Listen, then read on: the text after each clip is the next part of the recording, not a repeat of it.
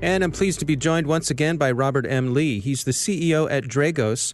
Rob, it's great to have you back.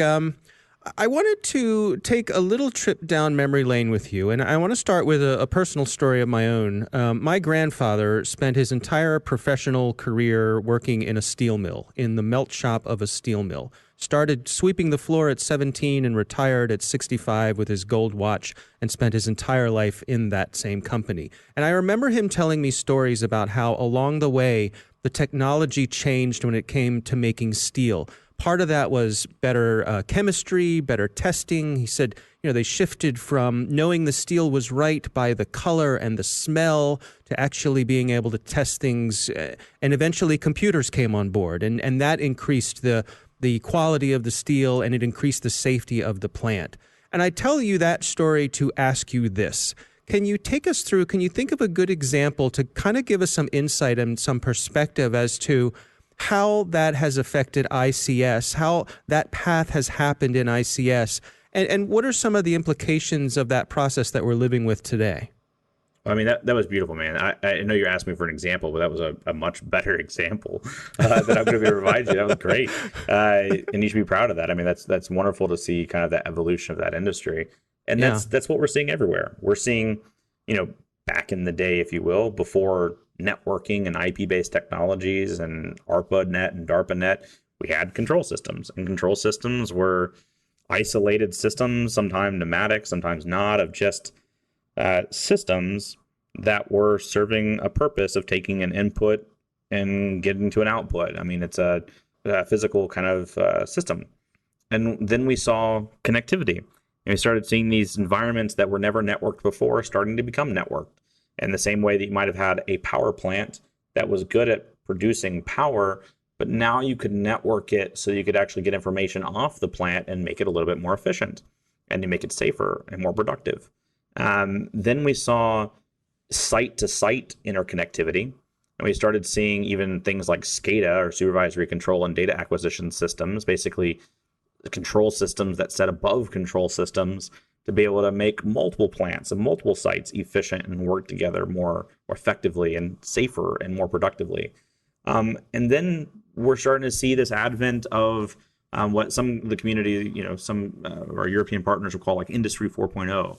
We're starting to see beyond site to site, but even company to company, and the immersion of the industrial world in every aspect of our lives and connected in where the operator, their shift schedule is timed in with maintenance schedules, timed in with recharging of maybe consoles are using. I can think of like Caterpillar, and they're doing some amazing work about, hey, instead of having the same operator use the same backhoe every single day, why don't we rotate it around and let us know which ones are the right ones to take advantage of for their maintenance schedule? And it's the interconnectivity of not only just plants now, but every individual component, and learning from the larger community. We're seeing cloud-based technologies be able to drive efficiencies in refining, which is saving so much money or allowing companies to generate so much more money that they could rebuild the facility every couple of years. I mean, it's just amazing. The downside of that, of course, is you're increasing connectivity to where systems have much more control and have more input, which means the ability to modify those systems from an adversarial-based approach exists in ways that it never did before. At the same time that adversaries are learning industrial systems to not only go and exploit a system, but learn the industrial operations and how to manipulate the physical process.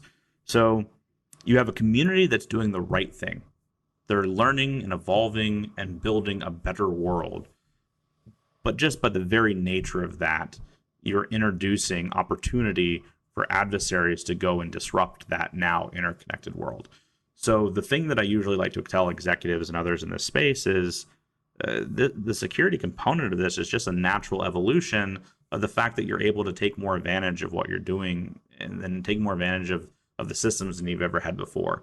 And it's a component just to deal with that risk and let that beautiful industrial automation and the value that it's bringing to safety and productivity be there and be present and get the full value out of it.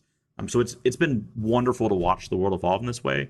And I think it can be easy to opine about well, I want to go back to manual controls, or I want to go back to when it was different. And those days weren't better. It's just the things that we are doing are making a better world. We just need to be thoughtful in the way that we do it. You know, I think it strikes me also thinking about some of the conversations I had with my grandfather towards the end of his life, that I think he had a little bit of frustration that the folks who were still in the plant, who had that institutional knowledge, who could go and knock on the door of the folks who are running the computers and say, hey, something doesn't smell right. Like, it literally doesn't smell right. To make sure that you don't discount the opinions from those folks who are out there on the floor of the plant. Well, I think that's well stated. And this goes to the topic of not only IT, but IT security and operations security, whatever you want to call it. But the mission is still the mission. The mission hasn't changed. And the people closest to the mission are going to have the best expertise, and that's generally the operators and engineers. And you want to codify that knowledge and scale that knowledge as our workforce changes, but you don't want to dismiss it. One of the first things I tell any company that's going down the path of industrial security is to build the culture first. Like, take a box of donuts, a case of beer, go meet your operators and engineers.